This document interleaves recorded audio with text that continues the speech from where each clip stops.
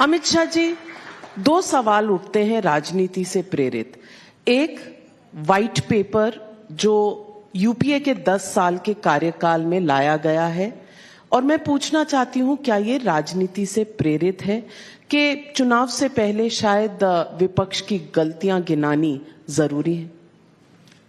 देखिए नाविका जी, अगर ये व्हाइट पेपर हम 2014 में लाए होते तो आप जरूर ये आरोप हम पर कर सकती थी, क्योंकि 2014 में अब बताने में कोई दिक्कत नहीं है, क्योंकि देश वो संकट से बाहर आ गया है। 2014 में देश गहरे संकट में था, आर्थिक संकट में था, पूरी व्यवस्था ध्वस्त हो चुकी थी, बैंकों की बैलेंस शीट एनपीए के कारण बनने की स्थिति में नहीं थी, इसको छिपाना पड़ता था, राजस्व का घाटा भी छिपाना पड़ता था, मेकअप करना पड़ता था बजट के अंदर चिदंबरम साहब को। इस प्रकार की व्यवस्थाएं थी। निर्यात लगभग ऊंधे ग्राफ से ही औंधे मुंह गिर रहा था। हर प्रकार से देश में इन्वेस्टमेंट नहीं आता। सब लोग मानते थे कि भारत की स्टोरी अब समाप्त हो चुकी। उस वक्त अगर हम पॉलिटिक्स करना चाहते थे, इन्होंने क्या किया ये बताना इसका आइडियल टाइम था, मगर उस वक्त बताते तो क्या होता, पूरे विश्व में भारत के अर्थतंत्र के लिए एक अलग इमेज बनती, भारत की जनता में निराशा और व्याप्त होती। हमने उस वक्त नहीं बताया।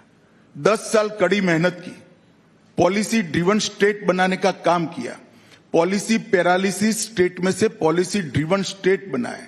सैकड़ों पॉलिसियों को, एजुकेशन से लेकर डिफेंस से लेकर इंटरनल सिक्योरिटी से लेकर इंडस्ट्री तक और इन्वेस्टमेंट तक, हर क्षेत्र में पॉलिसी बनाई गई। कई नए क्षेत्र हमारे यहां उजागर हुए और भारत की इकोनॉमी 11वें नंबर से, दुनिया के 11वें नंबर का अर्थतंत्र मनमोहन सिंह जी छोड़ कर गए थे, मोदी जी ने उसको 5वें नंबर पर बनाया। और मैं आपको विश्वास दिलाता हूं कि हम दुनिया की 3रे नंबर की अर्थव्यवस्था अगले 5 साल में बनने जा रहे हैं। और इस वक्त हमने ये लेकर आए हैं। विगत 5 साल हमारे, पहले 5 साल पूरा गड्ढा भरने में गए, व्यवस्थाएं बनाने में गए। विगत 5 साल आप पूरी दुनिया जानती है कि दुनिया के लिए अर्थतंत्र की दृष्टि से सबसे कठिन 5 साल थे, क्योंकि इतना बड़ा महामारी विश्व ने कभी न देखा वैसा महामारी पूरी दुनिया ने फेस किया। पूरी दुनिया की सप्लाई चेन बिखरी हुई थी, पूरी दुनिया मंदी की चपेट में थी। उस वक्त भारत ने अच्छा परफॉर्म किया और आज पूरी दुनिया भारत को ब्राइट स्पॉट कर मान रही है और इन्वेस्टमेंट का सबसे फेवरेट डेस्टिनेशन अगर कोई बना है तो भारत बना है।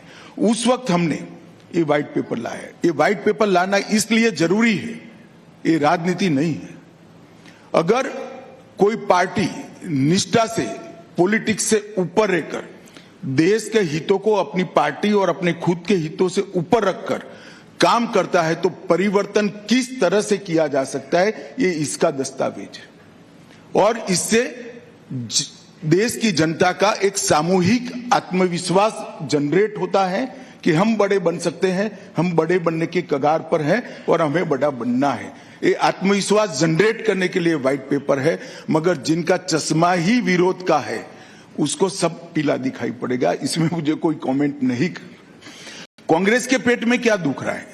ये दुख रहा है कि व्हाइट पेपर से उनके घोटाले उजागर हुए हैं और व्हाइट पेपर से स्पष्ट हो गया है कि कांग्रेस और भ्रष्टाचार दोनों एक दूसरे के पर्याय हैं।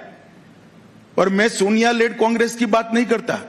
सबसे पहला जीप घोटाले से देश में घोटाले की शुरुआत हुई 1948 में हुई, फिर खजाना घोटाला 51 में हुआ, उसके बाद साइकिल आयात घोटाला भी 51 में हुआ, इसके बाद Bofors, Nagarwala, Maruti, HWL, Adarsh society, Bhopal gas, Louis Berger, Telgi, तेल माफिया, ढेर सारे घोटालों की सीरीज है। सिर्फ यूपीए 1 और यूपीए 2 में 12 लाख करोड़ के घपले घोटाले कर जनता के अंदर एक भयंकर निराशा का माहौल बनाया था। आज 10 साल में हमारे विरोधी भी हम पर 1 पैसे के घोटाले का आरोप नहीं कर सकते, इस प्रकार का शासन। और ये व्हाइट पेपर आने वाले दिनों में विशेषकर युवा में एक आत्मविश्वास का सर्जन करेगा कि भारत अब भारत की स्टोरी आने वाले दिनों में दुनिया में सबसे प्राइम स्टोरी बनने वाली है। लेकिन विपक्ष का आप पर आरोप है कि आपके पास एक वॉशिंग मशीन है। जिन्होंने करप्शन कांग्रेस में रहकर की थी, वो जब आपके यहां आ जाते हैं तो वो बिल्कुल पाक साफ हो जाते हैं। इस आरोप का आप क्या जवाब देंगे? देखिए नाविका जी, विपक्ष का ये आरोप तभी सच्चा माना जाता कि हमने एक भी केस विड्रॉ किया है। तो हमने किसी का केस विड्रॉ नहीं किया है। पहले एक बात मैं स्पष्ट कर देना चाहता हूं। दूसरा, इनको मालूम नहीं है कि इनके समय के जितने भी घोटाले थे, कोल ब्लॉक का हो, कॉमनवेल्थ का हो, 2G का हो, शारदा चिट फंड हो, INX मीडिया हो, अंतरिक्ष देवास हो, लैंड फॉर जॉब हो, पंचकुला और गुड़गांव का घोटाला हो, जम्मू कश्मीर क्रिकेट एसोसिएशन का घोटाला हो, एमराय डील का घोटाला हो, सबमरीन का घोटाला हो, ये सारे घोटाले एज अ विपक्ष हमने संसद में उठाए थे, कोर्ट में गए थे और कोर्ट ने जांच ऑर्डर की थी। इस देश की अदालतें बंद हो गई है क्या? कांग्रेस पार्टी एक भी कॉन्क्रीट बात नहीं करती है, और अगर ऐसी कॉन्क्रीट बात है तो अदालत के दरवाजे आपके लिए खुले हैं। आपको जाना चाहिए, विपक्ष ने संसद में उठाना चाहिए। वो तो हर संसद सत्र में एक ही बहाना ढूंढते हैं कि जल्दी से कोई बहाना मिल जाए और वॉकआउट कर जाए और गांधी जी के पुतले के सामने बैठकर फोटो खिंचा ले। अब विपक्ष की भूमिका कहां निभाते हो भाई?